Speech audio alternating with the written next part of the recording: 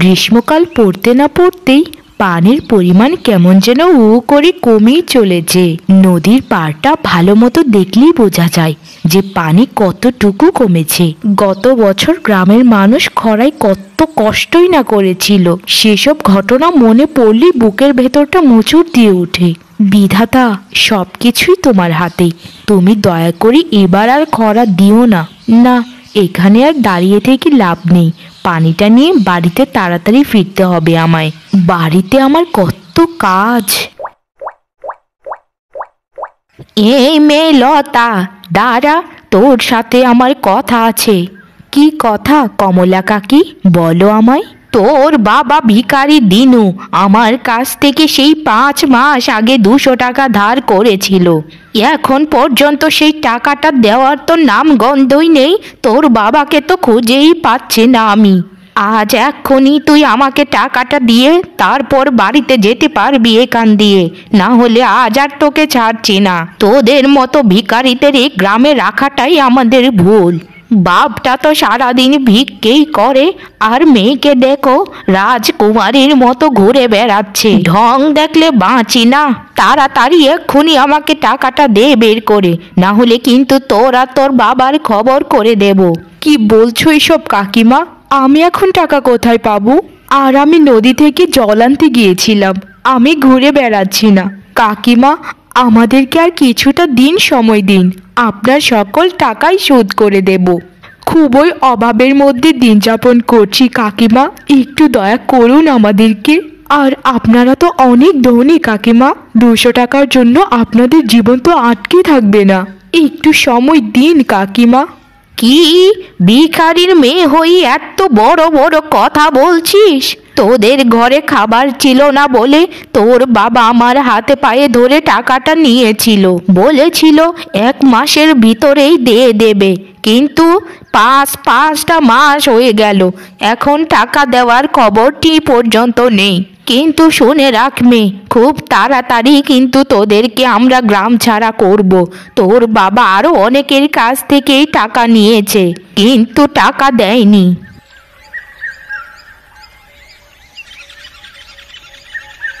আমাকে কেউ 2 টাকা ভিক্ষে দাও।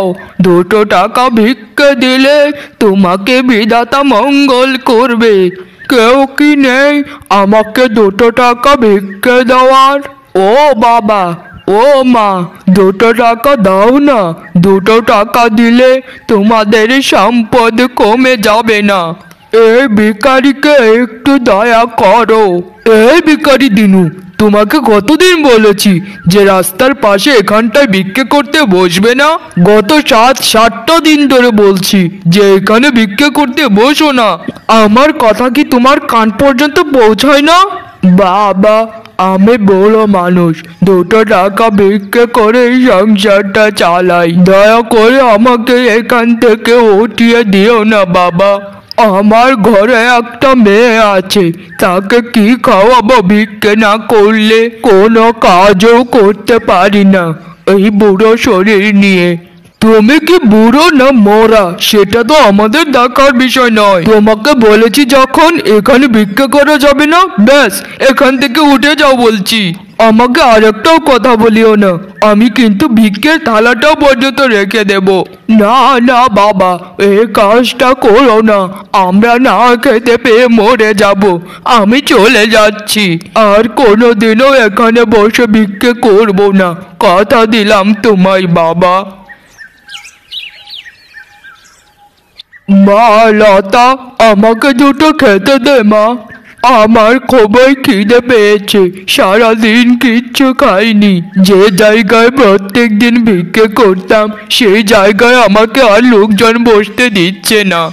বাবা, তোমাকে যে আমি কি করে কথাটা বলি, ঘরে কিচ্ছু নেই রান্না করার, সকাল থেকে কিছুই আমি রান্না করতে পারিনি।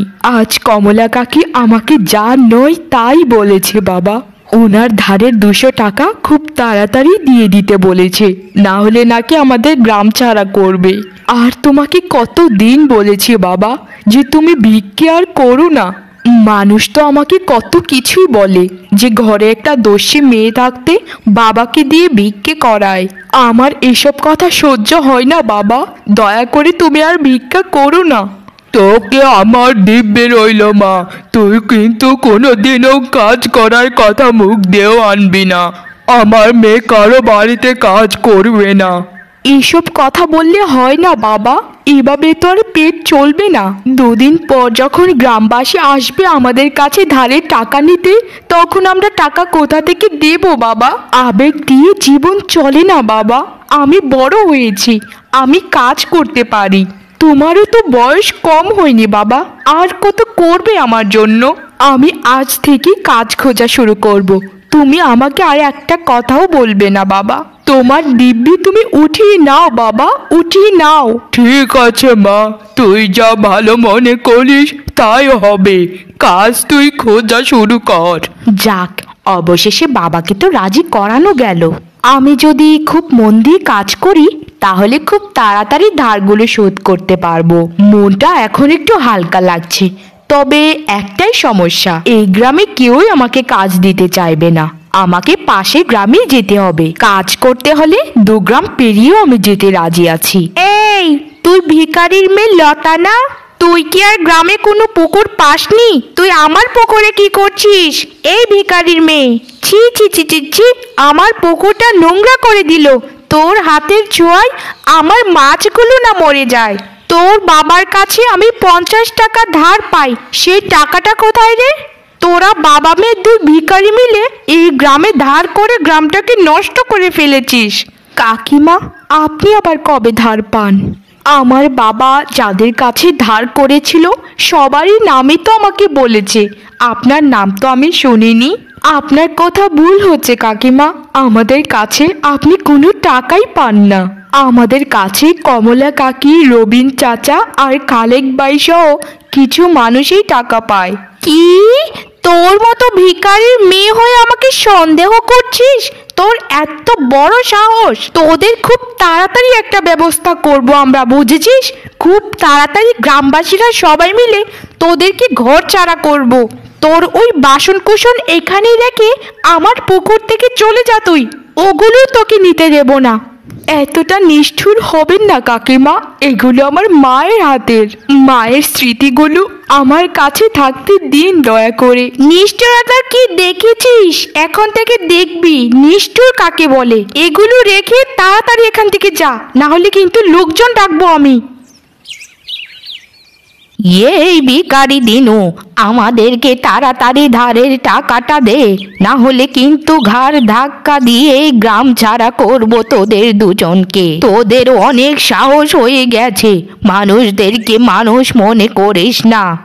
আজকে এই মুহূর্তে যদি আমাদেরকে টাকা বের করে না দিস তাহলে তোর ঘর দর আমরা দখল করব। বুঝেছিস আমার কথা নাকি বুঝিসনি? ঘাড় ধাক্কা দিয়ে বের করে দিলেই ওদের কানে কথা যাবে। ওরা কি শুনবে? কারণ ওদের কান তো লোহার তৈরি। মানুষের কাছ থেকে ধার নেবার সময় মনে থাকে না তোমাদের যে ধারটা শোধ করতে হবে? দয়া করে আপনারা একটু শান্ত হন, আমার কথাটা আগে শুনুন।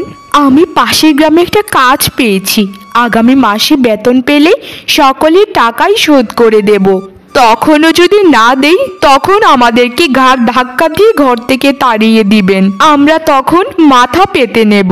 না না না না না না, তোমাদেরকে আর সুযোগ দেওয়া যাবে না, অনেক সুযোগ দিয়েছি। এক্ষুনি বেরিয়ে যাও, আমরা এই জায়গা দখল করে নিয়েছি। আর যদি না যাও তাহলে কিন্তু মার খেতে হবে তোমাদেরকে। ওরা আমাদের কথা শুনবে না রে লতা মা, চল আমরাই চলে যাই। ঠিক আছে, আমরাই চলে যাচ্ছি। চল রে লতা মা, এইখানে আমরা আর এক মুহূর্তও থাকবো না। হ্যাঁ হ্যাঁ, তাই যাও, এক্ষুনি যাও, এক্ষুনি। গ্রামের কেউই আমাদেরকে জায়গা দিল না বাবা। আমি মনে করি আমাদের মতো গরিবদের সব থেকে উপযুক্ত স্থান হচ্ছে জঙ্গল। এই জঙ্গলেই তুমি আর আমি বাকি দিনগুলো অনায়াসে কাটিয়ে দেব বাবা। আমরা আর লোকালয়ে ফিরবো না বাবা। কোনো দিনও না। মানুষজনদের সাথে থেকে অসম্মানিত হবার থেকে এই পশু পাখিদের সাথে থাকা ঢের ভালো।